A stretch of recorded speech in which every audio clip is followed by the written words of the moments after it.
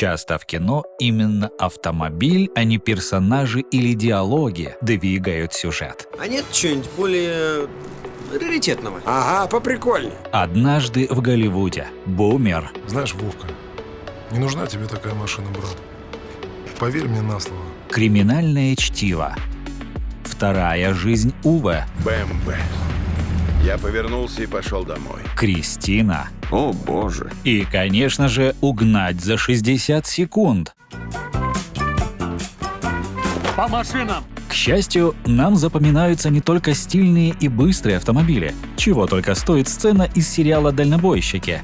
Гони, ешь твою корень! Или Ford Econoline из «Тупой и еще тупее». Такое ощущение, что бежишь с невероятной скоростью. Ну а сцена с Зилом из «Ночного дозора» отложилась в памяти каждого, кто видел этот фильм.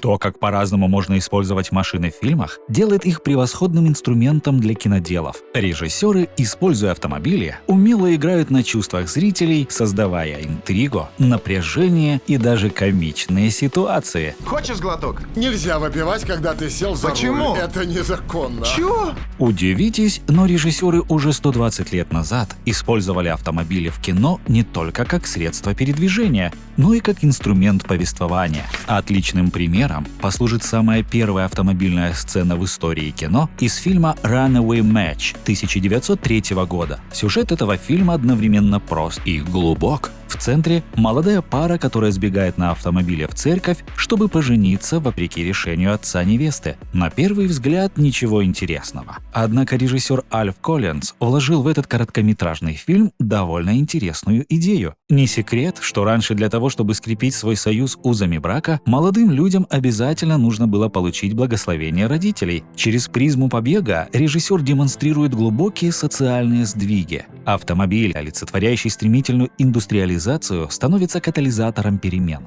Молодые герои, выбирая его для своего побега, отказываются от традиционных ценностей и устремляются навстречу новому будущему. Автомобиль, как символ прогресса, становится инструментом освобождения от оков прошлого. Именно Альф Коллинз одним из первых понял потенциал автомобилей в кино как средство выражения идей и предвосхитил многие темы, которые будут волновать кинематограф еще долгие годы. Благодаря Коллинзу автомобили взяли на вооружение и поздние легенды немого кино, такие как Бастер Китон, Чарли Чаплин и Гарольд Ллойд. Их трюки и погони на автомобилях вошли в историю и до сих пор вдохновляют огромное количество режиссеров и постановщиков трюков. Например, Дэрин Прескотт, который снял огромное количество культовых погонь в Голливуде, напрямую говорил, что часто подсматривал трюки и приемы у легенд из эпохи немого кино. Стоит отметить, что эти без преувеличения сумасшедшие трюки выполнялись задолго до появления компьютерной графики и в реальном времени.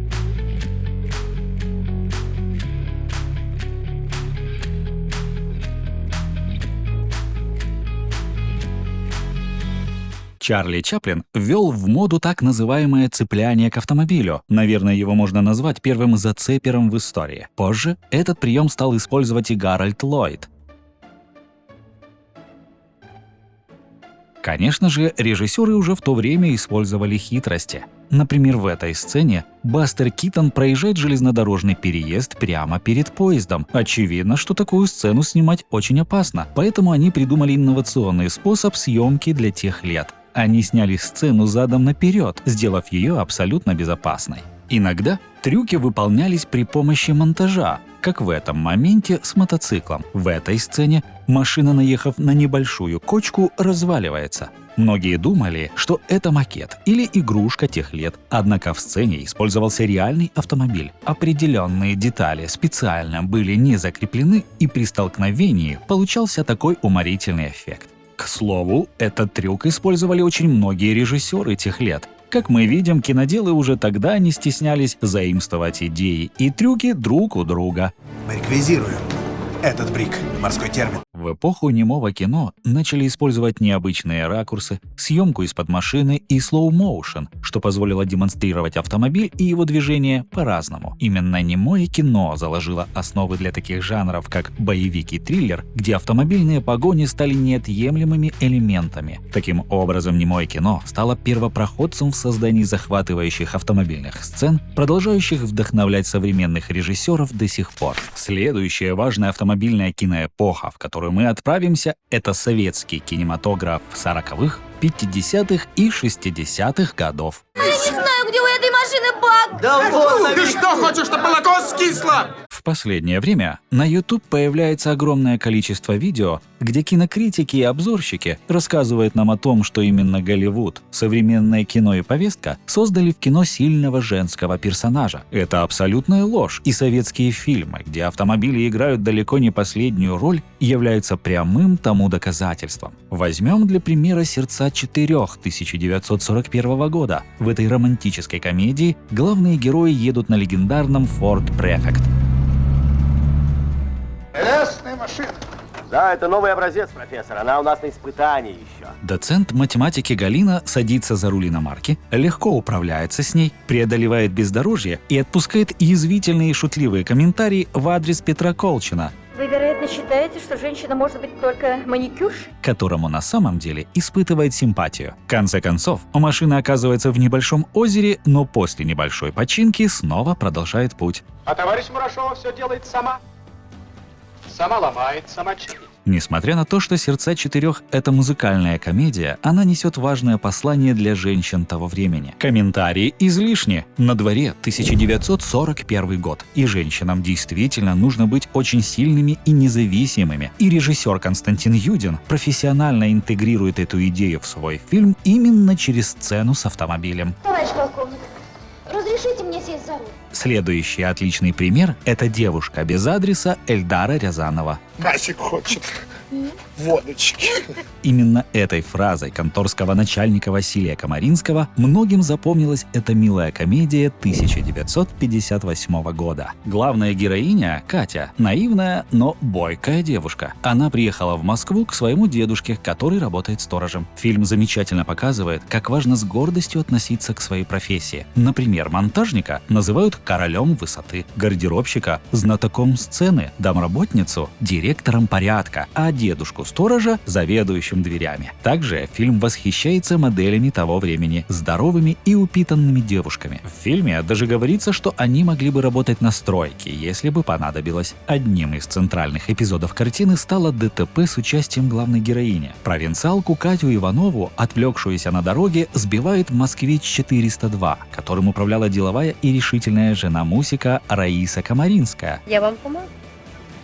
Сама судьба бросила вас под мои колеса. Благодаря этой аварии главная героиня попадает в невероятный водоворот событий, который закаляет ее характер, делая независимой и сильной женщиной. Я вам благодарна за то, что тогда вы на меня наехали.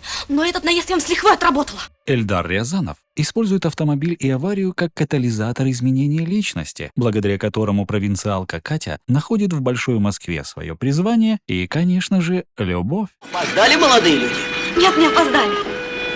Наоборот, успел. Неправильно было бы не рассказать про главный автофильм Советского Союза «Королева бензоколонки». Этот фильм смело можно назвать автослепком той эпохи. Дело в том, что во многих сценах мы видим реальный городской трафик того времени. Например, в этой сцене в Киеве мы видим огромное количество автомобилей марки «Волга» М21И, которая действительно в то время была невероятно распространена. В этой сцене на Крещатике мы видим ЛАЗ-697 «Турист», выполняющий рейс по маршруту Киев-Ялта, городской троллейбус МТБ-82, ГАЗ-69 и, конечно же, М407 «Москвич». Также нам на глаза попадается невероятно интересный экспонат — Шкода ЛиАЗ-706. ЛиАЗ расшифровывается как Либерецкие автомобильные заводы. Полукапотных грузовиков такого класса в СССР еще не выпускалось, поэтому использовались чехословацкие модели. Да, многие не знают, но Чехословакия никогда не входила в состав СССР, хотя и была подконтрольна Советскому Союзу. Лотусу. Еще более интересный автомобиль для СССР 1963 года мы увидим в сцене на заправке. Нас встречает Cadillac Series 62 1956 года. Появление такого редкого автомобиля обусловлено тем, что на нем приезжают иностранцы. Признайте, великолепное внимание к деталям, которое делает картину живее.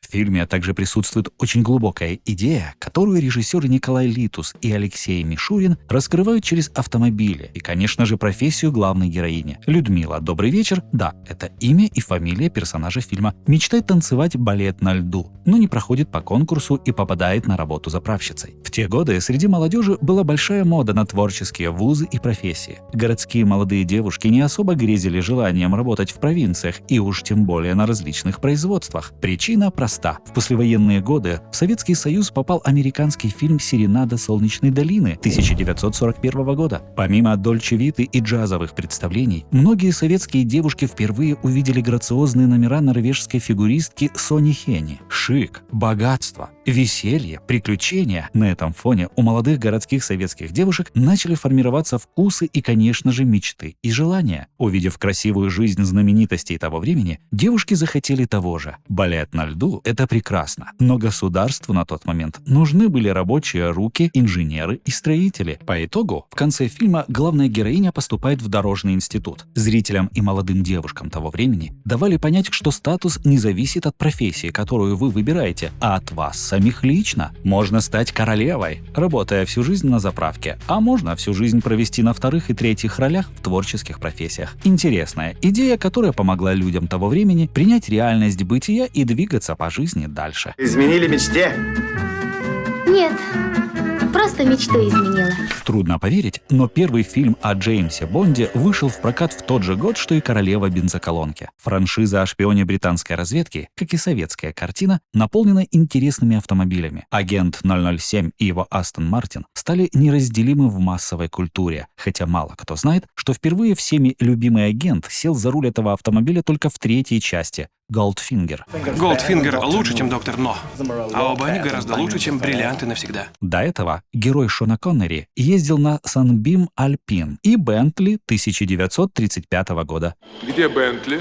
Ушел на покой, боюсь. Культовый Астон Мартин DB5 использовался лишь в третьем и в четвертом фильмах. В «Живешь только дважды» и «На секретной службе Ее Величества» Бонд вообще обходится без автомобилей и в основном передвигается пешком. Если знаете, почему в этих частях у 007 нет машины, пишите в комментариях. Мистер Бонд? Да.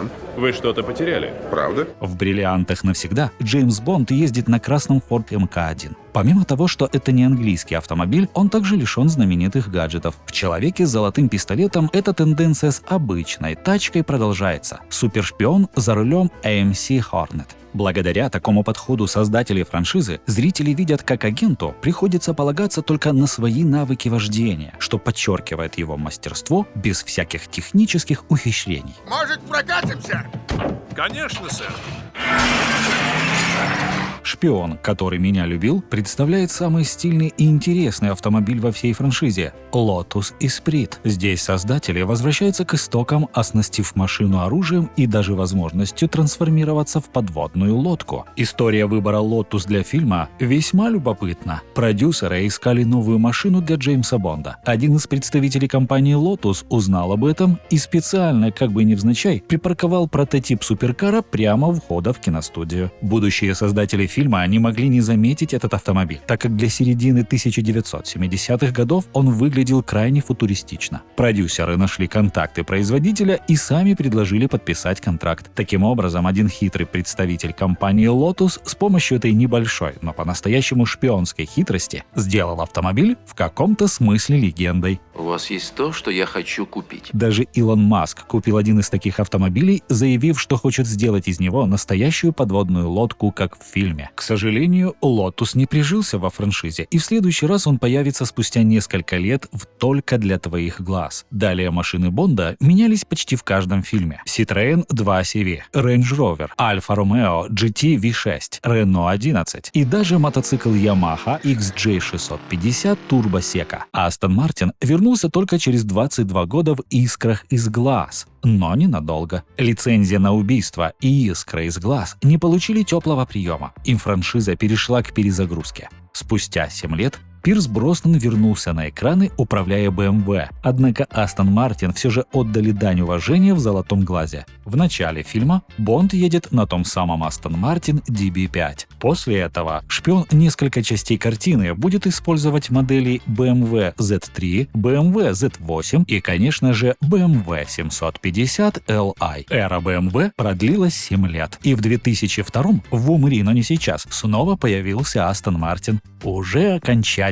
Эта часть известна своими высокотехнологичными автомобилями, вплоть до невидимости. Но зрителям не понравился такой подход. Люди хотели реализма, поэтому в будущем продюсеры отказались от ракет и других примочек. Бонд Дэниела Крейга ездит на практически стандартных моделях Астон Мартин. Например, при съемках аварии в Казино Рояль каскадерам пришлось установить специальную пневматическую установку, чтобы перевернуть машину, так как Астон Мартин DBS Бонда имел слишком хорошую устойчивость. Эта авария попала в книгу рекордов Гиннесса, потому что машина перевернулась целых 7 раз. В «Кванте милосердия» Бонд также получил стандартное авто, которое легко пробивалось пулями. В «Спектре» Крейг гонял уже на DB10, специально построенном для фильма в 10 экземплярах. Возникает резонный вопрос. Катапультируемое кресло, шутишь? Неужели современный Бонд лишен крутых техноприблуд? Вовсе нет. В Skyfall 007 немного ездит на Aston Martin DB5, том самом, что был задействован в Голдфингере, и на нем же уезжает в конце фильма «Спектр». Отдельное уважение продюсерам за то, что отдают честь старым фильмам франшизы, тем самым замыкая кольцо классических Aston Martin.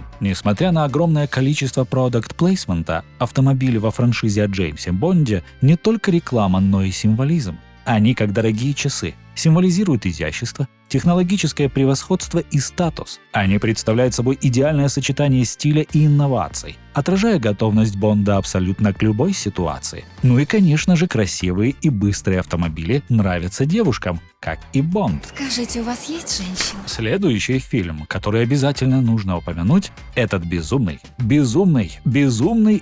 мир 1963 года. Все, кто смотрел «Невероятные приключения итальянцев в России», заметят схожие элементы, поскольку сам Рязанов признавал, что его картина в какой-то степени является ремейком легендарного американского роуд-муви. Сюжет до боли прост. Преследуемый полицией преступник по кличке Смайлер теряет управление и съезжает с дороги в кювет на глазах у очевидцев. Перед смертью он сообщает им о спрятанном в Лас-Вегасе кладе в $370 тысяч.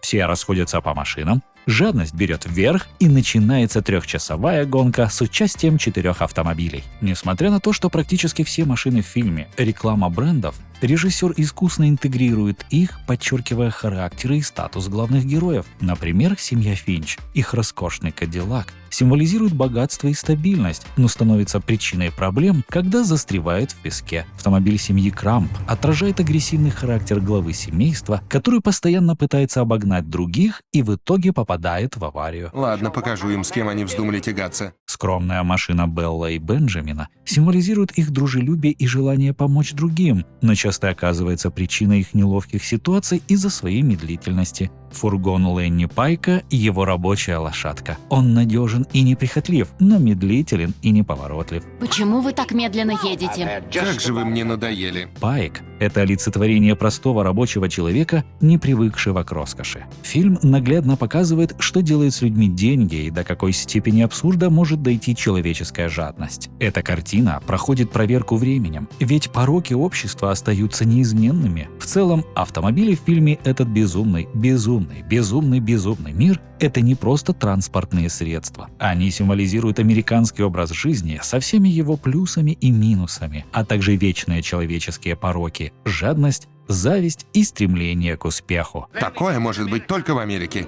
Опять начинаете? Заглянем ненадолго в 1968 год, когда вышел культовый автофильм «Детектив Буллетт». Я уже рассказывал об этом фильме в одном из своих видео, но здесь невозможно не упомянуть его снова. Именно после «Буллетта» в Голливуде произошла настоящая революция стандартов автомобильных погонь. Без преувеличения этот фильм навсегда изменил подход к автомобильным погоням, и то, что мы видим на экранах сегодня, заслуга режиссера Питера Йетса и его новаторских решений.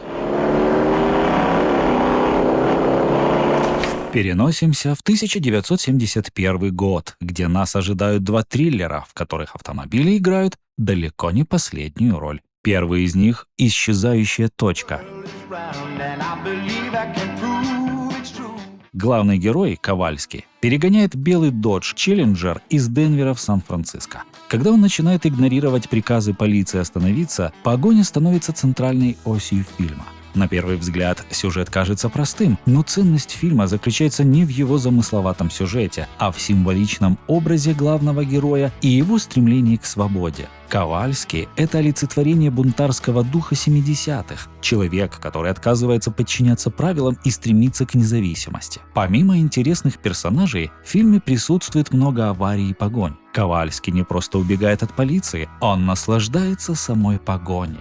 Для тех лет качество съемки и постановки трюков находится на очень высоком уровне и используются приемы из ранее упомянутого буллета. И еще одной сильной стороной этого триллера являются пейзажи. Огромные просторы американских дорог и пустынь становятся не только фоном для погонь, но и активным участником действия. Интересный факт. Компания Dodge была крайне недовольна тем, что их автомобиль использовали для перевозки запрещенных веществ и бегства от полиции. Однако, по иронии судьбы, именно этот фильм увеличил продажи белых Dodge Challenger в несколько раз, сделав этот автомобиль невероятно популярным. После этого все претензии к режиссеру были сняты, и плохие парни начали использовать Dodge чуть ли не в каждом фильме.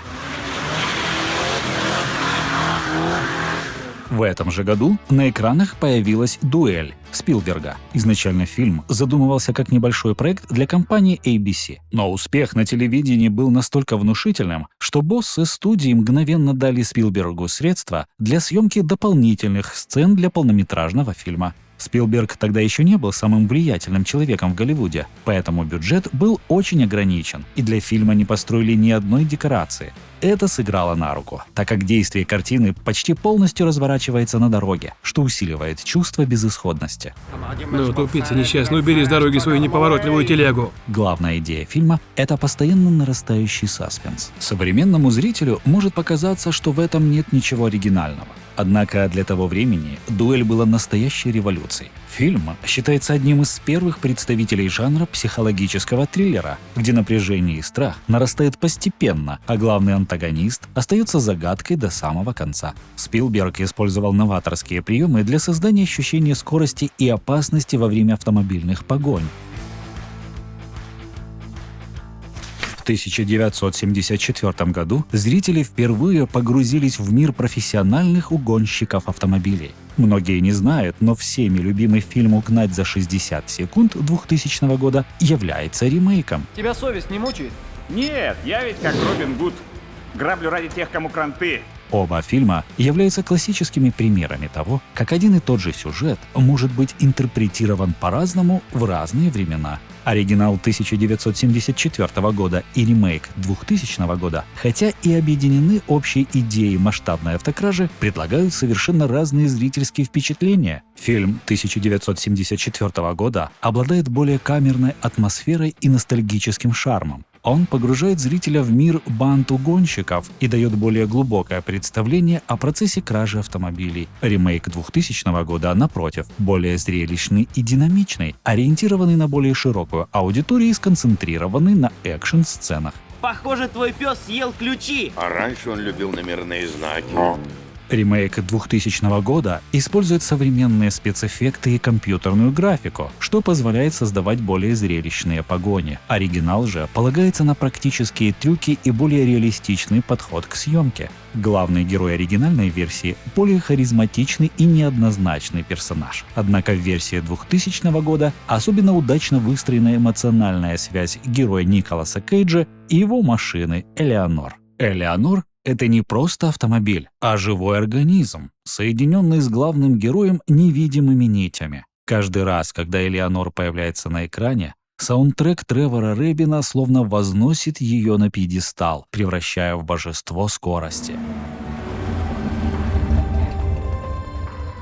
Эта машина становится не просто средством для угона, а другом, музой, отражением героя. С ней он теряет хладнокровие, совершает ошибки, но одновременно обретает нечто большее, чем просто успех в опасном деле. Ее гибель становится для него личной трагедией, ведь он теряет не просто машину, а часть себя. На мой взгляд, оба фильма «Угнать за 60 секунд» заслуживают внимания. Пока я был здесь, возможно, еще 5 машин украли. Да вряд ли, Хокинс. Они представляют собой два разных взгляда на один и тот же сюжет, каждый из которых обладает своими достоинствами и недостатками. Выбор между ними зависит от того, что вы цените в кино – классику или современность, реализм или зрелищность. В главной роли Элеонор.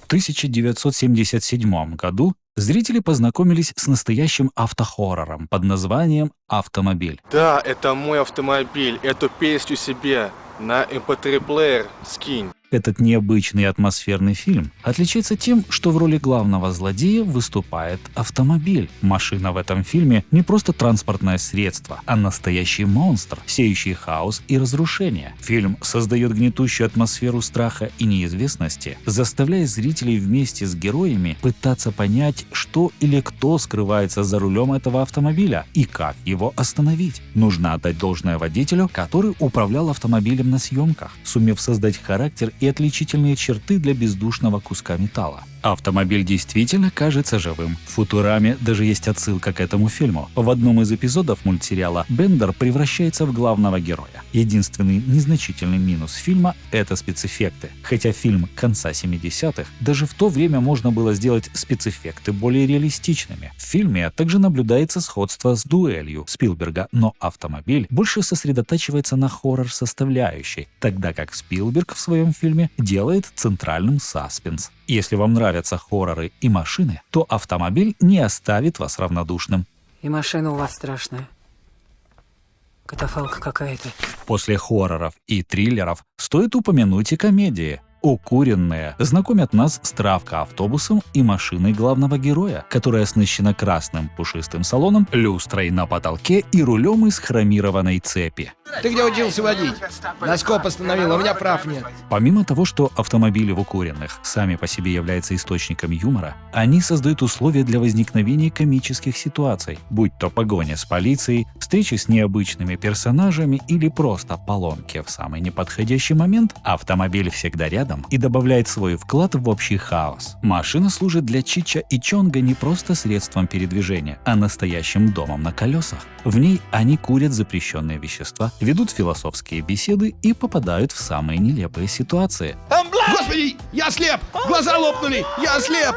Черт! «Укуренные» показали, что даже в комедии автомобиль можно использовать как основной двигатель сюжета, и это будет отлично работать. Этот прием используется и в современном кино. Например, в фильме «Где моя тачка, чувак?» водоворот событий начинается после того, как два друга потеряли свой автомобиль. Чувак, вон твоя тачка. В индийском фильме «Марути моего отца» автомобиль также служит главным комедийным элементом. «Укуренные» породили новый жанр в киноиндустрии – эдакий травка-роуд-муви, который пользовался особой популярностью в 2000-е. В последнее время фильмы этого жанра пропали, поскольку они считаются неполиткорректными, и студии не хотят рисковать, работая с такими сценариями. И если вы знаете новые качественные фильмы в этом жанре, обязательно пишите название в комментариях. Многие зрители будут вам благодарны. Эй, детка! Тащи свои мячики сюда!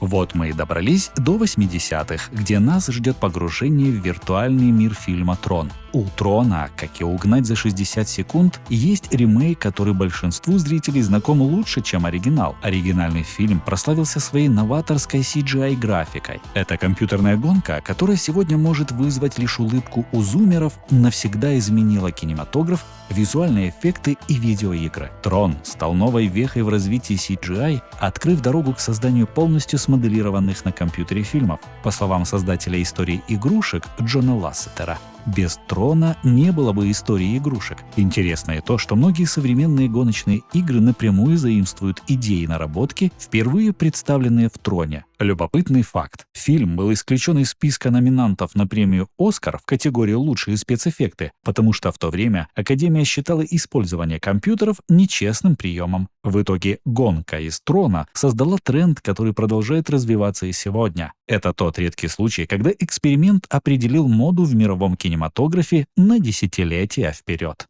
Следующий клиент! Вперед! Давненько мы не вспоминали советский кинематограф. В 1983 году на экраны вышел сериал «Мираж», снятый латвийским режиссером Алейзом Бренчем. Этот трехсерийный телефильм стал известен благодаря своей броне Ниве. По сюжету происходит ограбление инкассаторского автомобиля с $3 миллионами. Поскольку фильм снимали с очень ограниченным бюджетом, было решено замаскировать Ниву ВАЗ-2121 под американский инкассаторский автомобиль. И как ни странно, эта идея сработала прекрасно. Тюнинг превратил обычный автомобиль в грозный броневик, который стал одним из самых запоминающихся образов фильма. Кстати, недавно в Латвии энтузиаст создал точную копию брони Нивы из фильма «Мираж», которая теперь выставлена в автомобильном музее. Отличный пример, когда ограничения в бюджете наоборот сыграли фильму на руку и сделали его живее. Ну, а я-то думал, что это настоящий танк. Следующий фильм я смело могу назвать настоящей классикой кинематографа. Во-первых, он был снят по роману Стивена Кинга. Руководство студии настолько верило в успех картины, что фильм вышел на экраны раньше, чем была опубликована книга. В режиссерское кресло сел не менее легендарный Джон Карпентер. Можно с уверенностью сказать, что в период съемок «Кристины» режиссерские способности Карпентера находились на пике. Изначально главную роль должен был исполнить Кевин Бейкон, но он отказался и предпочел сняться в «Свободных». Кстати, несмотря на то, что «Свободные» — это мюзикл, там есть великолепная сцена гонки. Эта дуэль на тракторах считается одной из самых медленных, но при этом невероятно напряженных сцен. Вернемся к «Кристине». Сюжет фильма вращается вокруг старого автомобиля Plymouth Fury 1958 года, обладающего злым разумом. Знаешь, я думал, девушки ревнуют к другим девушкам, а не к машинам. Эта машина, названная Кристиной, манипулирует своим владельцем, подталкивая его к жестоким поступкам. Кристина – один из самых оригинальных и запоминающихся злодеев в истории кино. Машина, словно живое существо, обладающее эмоциями и способное на действие, стала свежим взглядом на жанр ужасов того времени. Один из моих зрителей отметил интересный момент. И в книге, и в фильме к машине обращаются как «она», хотя обычно использует «оно». «Кристина» — один из первых фильмов, где автомобиль буквально становится главным героем. Этот фильм не просто ужастик, он поднимает глубокие вопросы о природе зла, о том, как материальные вещи могут подчинять себе человека и о том, насколько важно сохранять свою личность, не поддаваясь искушениям. Мне нравится. Джеки Чан больше известен своими драками и акробатическими трюками. Но в «Доспехах Бога» он сумел удивить зрителя не только физической формой, но и центральной погоней фильма. Все выполнено в лучших традициях Джеки Чана. В «Погоне» мы увидим множество акробатических трюков и аварий, разворачивающихся на узких городских улицах. Несмотря на всю опасность ситуации, Чан не забывает о своем фирменном юморе. Будут пытаться нас протаранить. А что мы будем делать? Сидеть спокойно. Что, спокойно? Необычная футуристическая Mitsubishi, использованная в фильме, была создана специально для съемок в 2 экземплярах. Одна из них была взорвана, а вторая до сих пор хранится в музее. Эта «Погоня» примечательна тем, что фактически является рекламной интеграцией. Изначально сцена должна была выглядеть проще, с упором на акробатику, а не на автомобильные трюки. Однако режиссер не просто отработал гонорар, а использовал возможность создать более интересную и захватывающую сцену. В итоге выиграли все. Джеки получил хорошие деньги за рекламу, а зрители — впечатляющий экшен. Хотелось бы, чтобы вся реклама в кино была такой качественной. Хорошая машина. Хотите прокатиться? Да. Наконец-то 90-е, где нас уже ждет мистер Бин на своем забавном, немного неуклюжем, но надежном мини. Этот автомобиль стал настолько неотъемлемой частью образа мистера Бина, что их невозможно представить друг без друга. Многие комичные моменты в сериале связаны именно с этой машиной. Мистер Бин часто попадает в нелепые ситуации, пытаясь завести, припарковать или починить свое авто. Кстати, Роуэн Аткинсон, исполнитель роли мистера Бина, и в реальной жизни обожает автомобили. что, возможно, и объясняет, почему его персонаж и машина так гармонично смотрятся вместе. Удивитесь, но Аткинсон является одним из самых уважаемых коллекционеров автомобилей в мире. В его коллекции есть такие редкости, как Bugatti Veyron, Aston Martin V8 Zagata и DB7 Vantage, Jaguar Mark 7, Morris Traveller и даже сам Morgan Aeromax. Эти автомобили невероятно редкие и дорогие, а в лучшие времена его коллекция оценивалась в сотни миллионов фунтов стерлингов. Аткинсона выделяет на фоне других коллекционеров то, что он использует почти все свои машины по назначению, даже попадая на них в аварии. К сожалению, в последнее время его дела идут не лучшим образом, и он вынужден распродавать свои автомобили. Например, он продал Mercedes-Benz 500E 1993 года, Land Rover Defender из лимитированной серии Heritage и даже McLaren F1. Хочется верить, что у Роуэна Аткинсона все наладится, и мы больше не услышим новостей о продаже его сокровищ.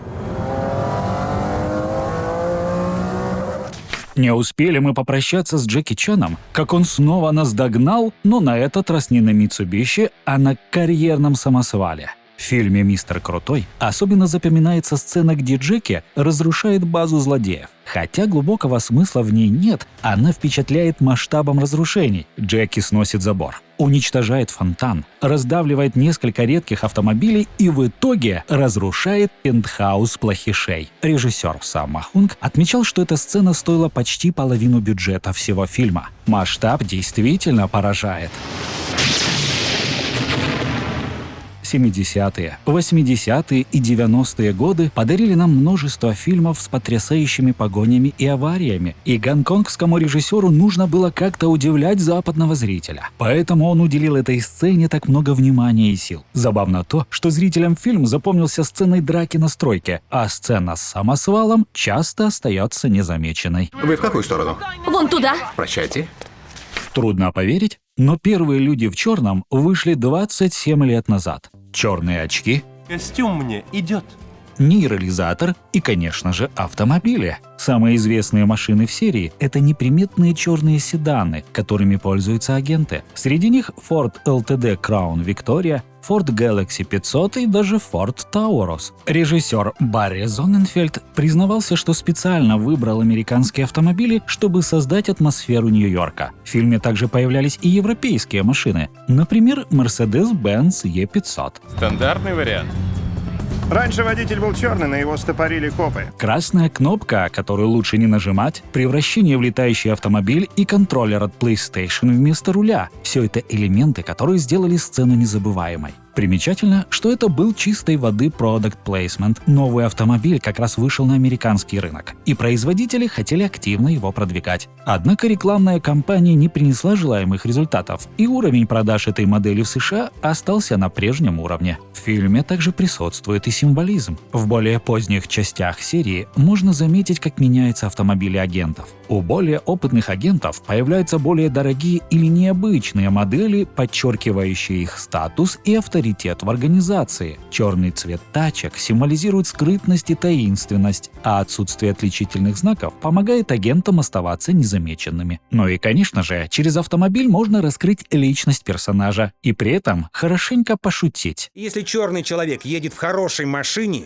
это не значит, что он ее угнал. Переносимся в Японию. Хотя Initial D — это не кино, а манга, по которой снято аниме, оно легко даст фору многим голливудским автофильмам. Первое, что стоит отметить, это музыка, которая идеально сочетается с происходящим на экране. Всем известен трек «Gas, Gas, Gas», ставший культовым благодаря этому аниме.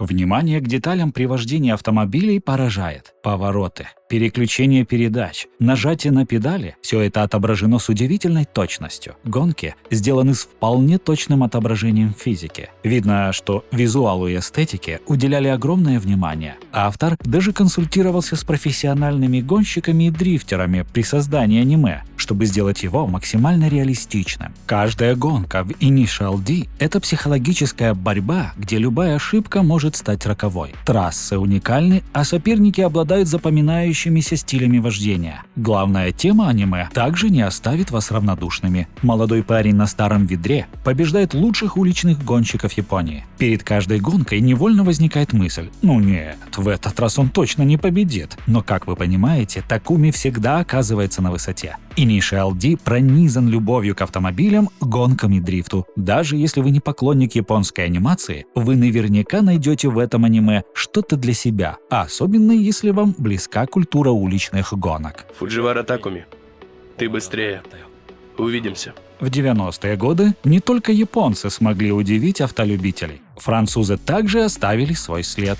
В 1998 году свет увидели сразу два боевика – «Такси» Люка Бессона и «Ронин» Джона Франкенхаймера. Фильм «Ронин» известен одной из лучших автомобильных погонь в истории кино. Она выделяется своей реалистичностью, напряженностью и мастерством исполнения. Режиссер фильма, известный своей страстью к автогонкам, отказался от использования компьютерных эффектов, чтобы максимально передать ощущение скорости и опасности. В погоне участвуют BMW E34 и Peugeot 406. Причем значительная часть сцены проходит без музыкального сопровождения, что усиливает ощущение реальности. Съемки велись на узких улицах Парижа, а каскадеры разгонялись до 160 км в час, что требовало высочайшей координации и профессионализма. Уникальность сцены также заключается в отказе от ускоренной съемки. Все снималось на реальной скорости, что сделало погоню еще более захватывающей. Такой подход создал настоящий концентрированный экшен, который редко встретишь в современном кино.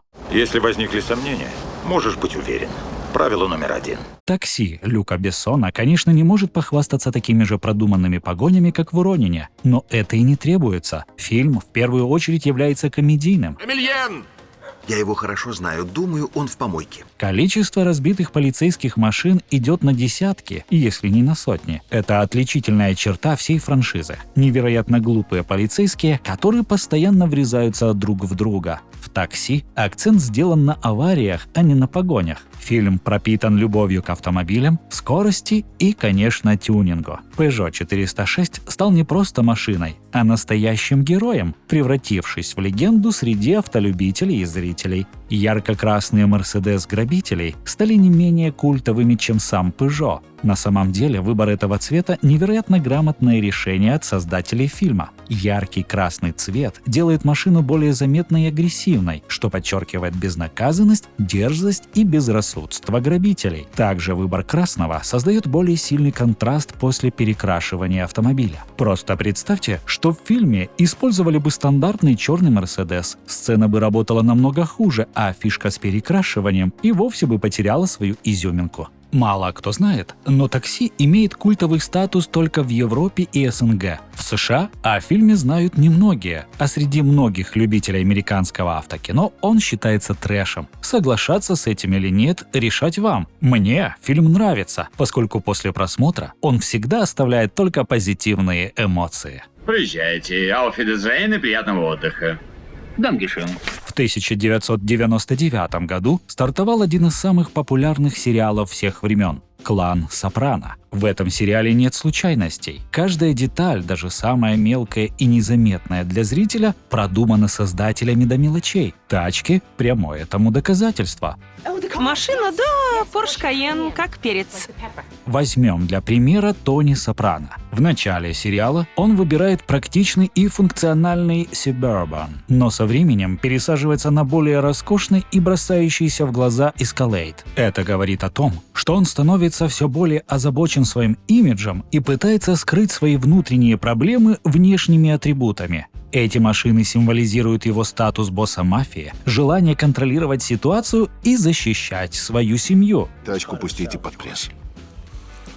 Кадиллак. Не менее знаковый персонаж сериала Кристофер Молтисанти в начале сериала ездит на Lexus LS 400, что подчеркивает его амбиции и стремление к роскоши. Режиссер говорил, что выбрал эту модель Lexus, потому что, согласно опросам в Америке, именно она считалась признаком статуса и успешности владельца. Однако по мере развития сюжета выбор автомобилей Кристофера становится более спортивным и агрессивным, отражая его растущую неустойчивость устойчивость и склонность к риску. Автомобили в клане Сопрано – это не случайность, а тонкий психологический портрет каждого персонажа, позволяющий проследить их развитие и изменения на протяжении всего сериала. Забудь про голливудские сценарии, не отвлекайся. Мы с вами добрались до 2000-х, а тема общественного транспорта в видео все еще не поднималась. Использование общественного транспорта для раскрытия персонажей используется в кино повсеместно и часто очень талантливо, чего стоит «Полуночный ковбой» или недавно вышедший «Никто» Ильина Шуллера. Вам пи***ц, ублюдки. Но в песнях со второго этажа шведского режиссера Роя Андерсона автобус обретает более глубокое значение. В этой сцене перед нами предстает человек с непростой судьбой, переживший серию событий, которые не пожелаешь и врагу. Не буду раскрывать детали, так как фильм смотрели немногие. Наш сын прищемил себя раскладным креслом в прошлом году. Нет, это было 3 года назад. Разве не в прошлом? Человек находится в состоянии отчаяния. Его жизнь в этот момент невероятно сложна, и ему крайне нужна поддержка и понимание окружающих. Однако, как это часто бывает в городской суете, никому нет дела, у каждого свои заботы. Пассажиры автобуса видят, что с человеком что-то не так, что он буквально разбит, но никто не протягивает ему руку помощи. Все молчат. В какой-то момент все пассажиры начинают петь. Режиссер назвал эту сцену оперой городского молчания. Невероятно сильный момент, который вскрывает наш эгоизм и равнодушие к чужим страданиям. С 2001 по 2002 год вышло несколько интересных боевиков, где автомобили играют важную роль. В тренировочном дне герой Дензела Вашингтона разъезжает на «Шевроле Монте-Карло» 1979 года, что подчеркивает его связь с миром криминала. Все было тихо, спокойно. Бум!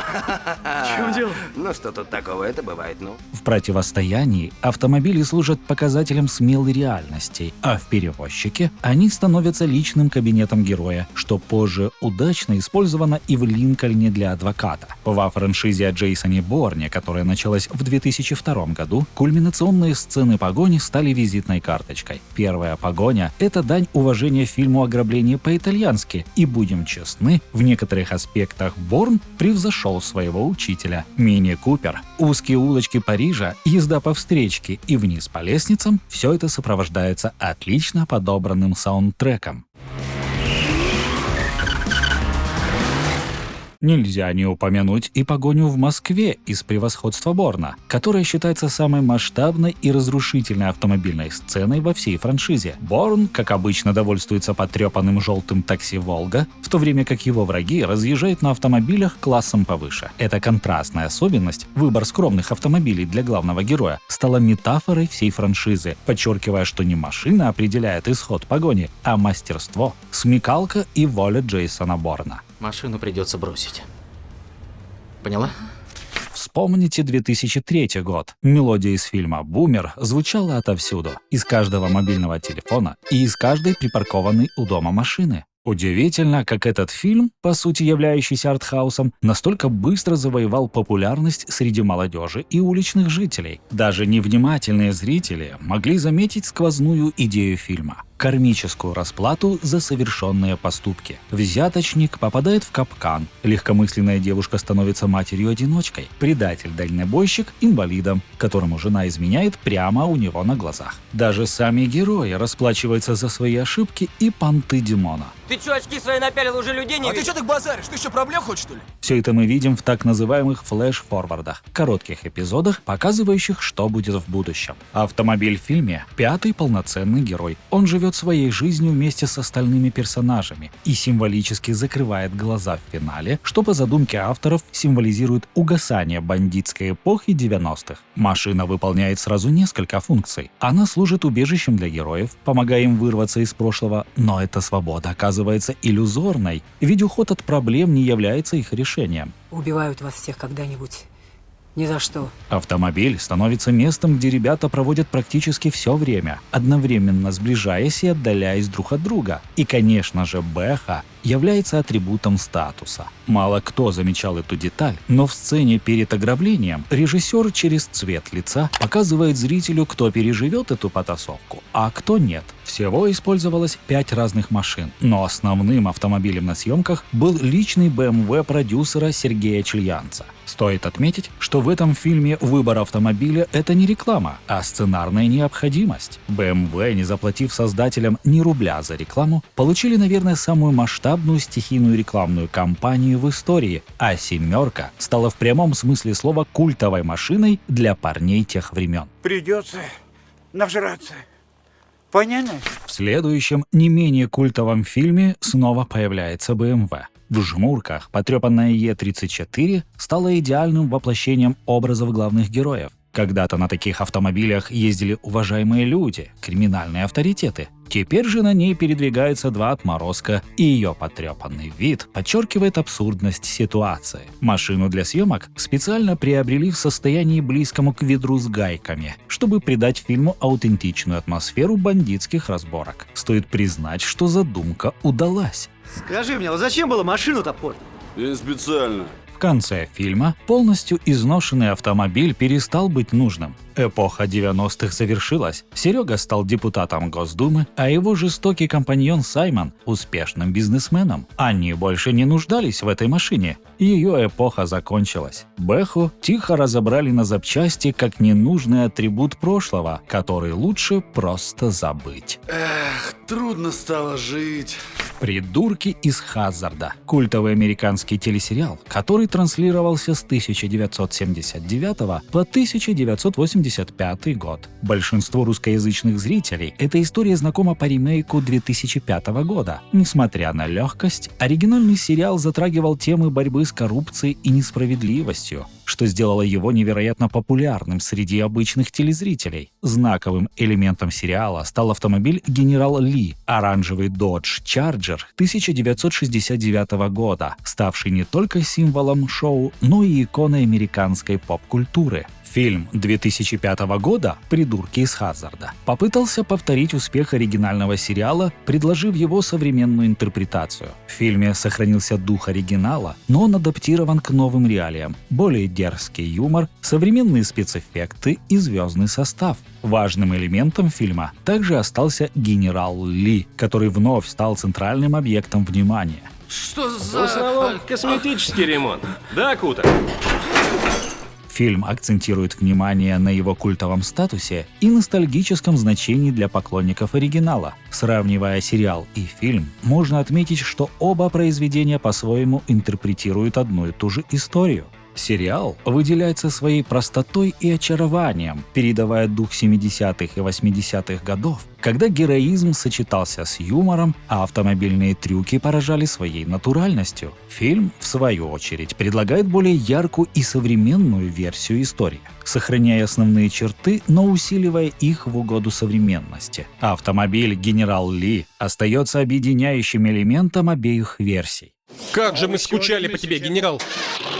Использование флага конфедерации в этой истории вызывало и продолжает вызывать споры. Для одних это символ истории и культуры Южных Штатов, для других — символ расизма и сегрегации. Несмотря на все споры и противоречия, связанные с этим образом, «Генерал Ли» остается одним из самых узнаваемых автомобилей в истории кино и телевидения. Не бойся, им не попасть в генерала! Прибавь полы! В сериале «Блудливая Калифорния» 2007 года автомобиль главного героя Хэнка Муди играет значимую роль, выступая отражением его внутреннего состояния и жизненных перипетий. Старенький Porsche 964 Cabrio не просто средство передвижения, а символ той хаотичной и непростой жизни, которую ведет Хэнк. Как тебя зовут? Кстати, на протяжении всего сериала Хэнк стремится наладить свою жизнь, но его попытки постоянно срываются из-за алкоголя, случайных связей и личных демонов. Его автомобиль потрепанный, с выгоревшей краской, разбитой фарой и сломанным механизмом крыши является наглядным отражением этой борьбы. Подобно тому, как Хэнк теряет контроль над своей жизнью, его машина, когда-то олицетворявшая успех и свободу, постепенно разрушается и устаревает. Что скажешь?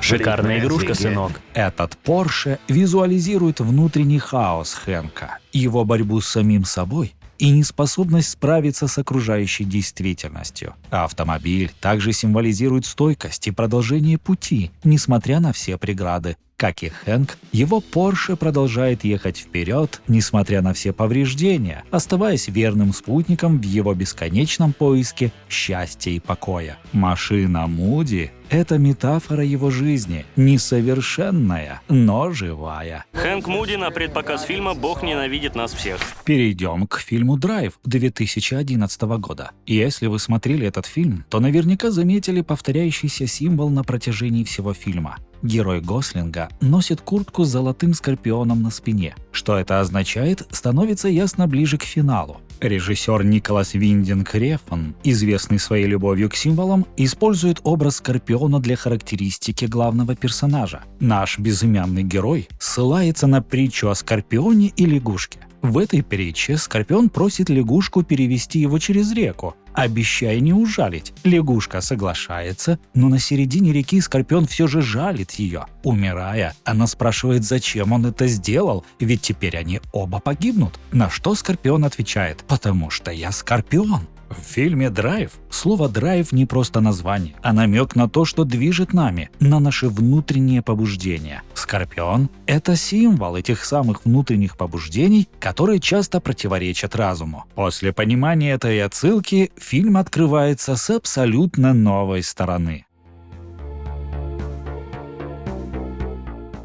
Несмотря на то, что индонезийский рейд прославился своей качественной постановкой драк, создатели смогли удивить и автомобильной сценой. Во второй части сцена драки в автомобиле во время погони стала одним из самых впечатляющих моментов фильма, демонстрируя невероятную работу команды, актеров и постановщиков трюков. Режиссер Гаррет Эванс и его команда сделали все возможное, чтобы создать ощущение реальности и динамики в этом ограниченном пространстве. Съемки сцены требовали не только точной хореографии, но и инновационных методов работы с камерой. Внутри автомобиля работало несколько операторов. Один был буквально спрятан внутри сиденья, чтобы незаметно перемещать камеру по салону, другой находился в багажнике. Были созданы специальные платформы, позволявшие безопасно выполнять сложные трюки и маневры. Камера могла перемещаться как внутри, так и снаружи автомобиля. Специальная тележка, которую вы видите на экране, добавляла динамики и погружала зрителя в происходящее. Все это в сочетании с потрясающей хореографией боя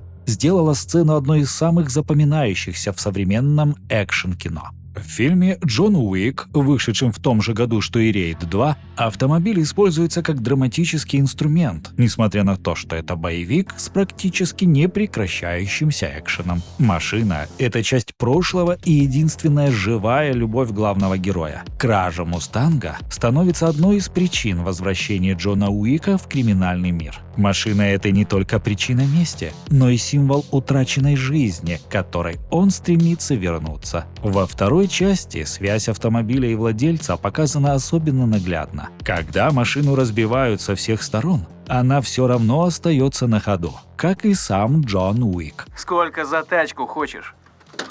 Она не продается. После адреналиновых боевиков самое время вспомнить о шведской драме Ханнеса Холма «Вторая жизнь Уве». Данная картина исследует жизнь человека, для которого порядок, привычки и традиции стали основой существования. Автомобили, а именно марка Saab, играют важную роль в формировании образа главного героя – Уве. 4 нуля на капоте, а 5-й за рулем. Saab не просто средство передвижения, это символ его приверженности традициям, верности своим принципам и связи с ушедшим отцом. Первый Saab Уве получил от отца, который был для него образцом для подражания. Воспоминания об этом автомобиле олицетворяют для Уве чувство стабильности и порядка, который он стремится поддерживать в своей жизни. А выбор именно этой марки автомобилей подчеркивает его консерватизм и нежелание принимать изменения. Уве не принимает нововведений и предпочитает держаться за прошлое, символом которого и является Saab.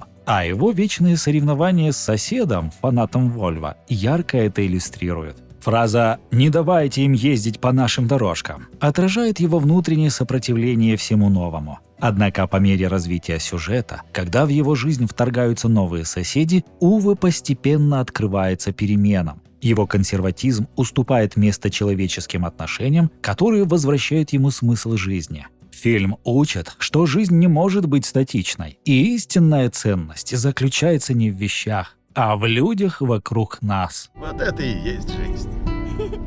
В 2017 году после 7-летнего перерыва вернулся крайне интересный режиссер Панас Косматос.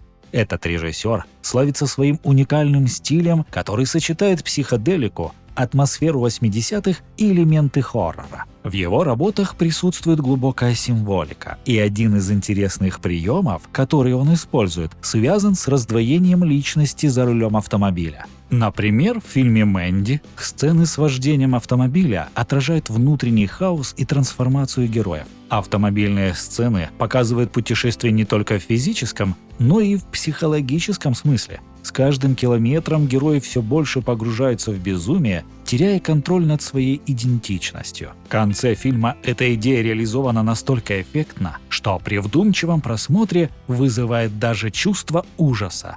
В фильме «Как Витька Чеснок вез Леху Штыря в дом инвалидов» автомобиль играет похожую роль, но без психоделических элементов. Путешествие Витьки и его отца Лехи на машине отражает их непростые отношения и попытку найти точки соприкосновения. Автомобиль становится пространством, где герои сталкиваются с болью, неразрешенными обидами и вынуждены делать выборы, которые меняют их жизни. Эта поездка символизирует не только физическое перемещение, но и внутренний путь Витьки к самопознанию.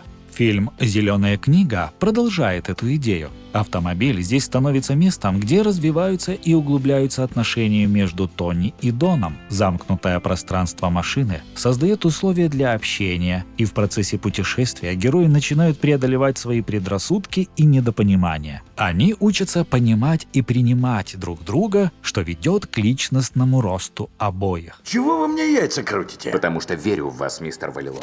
Про то, насколько Квентин Тарантино любит вкладывать смысл в тачки, я рассказывал в этом видео.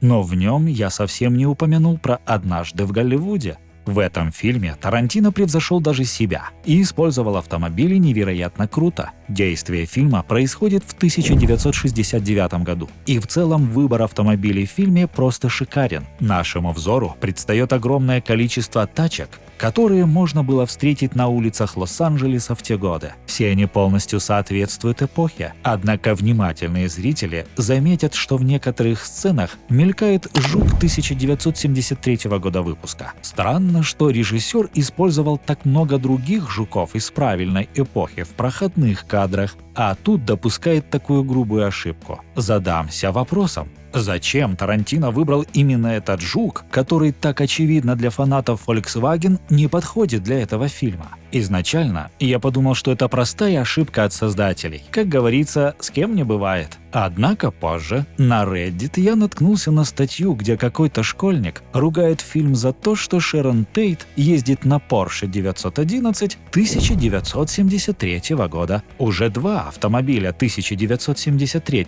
года фигурируют в фильме, действие которого происходит в 1969 году. При этом Тарантино славится своим вниманием к реквизиту и деталям, и до этого его выбор автомобилей всегда был идеален. Что-то здесь не так. И тут меня осенило. Ведь фильм показывает нам альтернативный 1969 год, в котором Шерон Тейт пережила встречу с сектантами Мэнсона. Из чего мы можем сделать вывод, что повествование в фильме нелинейное? Я начал гуглить эту тему и нашел много статей с исследованиями этого вопроса. Сам Тарантино пока молчит как партизан и не выкладывает карты на стол. Я отлично провел время, делая будоражащий фильм, который люди с удовольствием посмотрели. Может, ты нет, но знаешь что, не думаю, что я делал его для тебя. Мне кажется, это видео является прямым доказательством того, что автомобили в хорошем кино никогда не бывают просто тачкой. В руках талантливых режиссеров машины превращаются в мощный инструмент повествования, влияя на развитие сюжета и эмоциональное восприятие зрителей. Поэтому даже мельком показанный автомобиль может рассказать нам, зрителям, гораздо больше, чем многоминутный скучный диалог. Сегодня я хочу остановиться на 2019 годе. Если каким-то чудом это видео наберет 10 тысяч лайков, то вас будет ждать продолжение про более современные фильмы. В случае, если вам нравится то, что мы делаем, и вы хотите нас поддержать, ссылки на Donation Alerts и Boosty вы найдете в описании под видео. Поддержать канал можно и напрямую через супер спасибо на YouTube. Спасибо, что выслушали. Удачи! А что ж тогда здесь делаете? Вот хочу угнать эту машину, а вы меня задерживаете.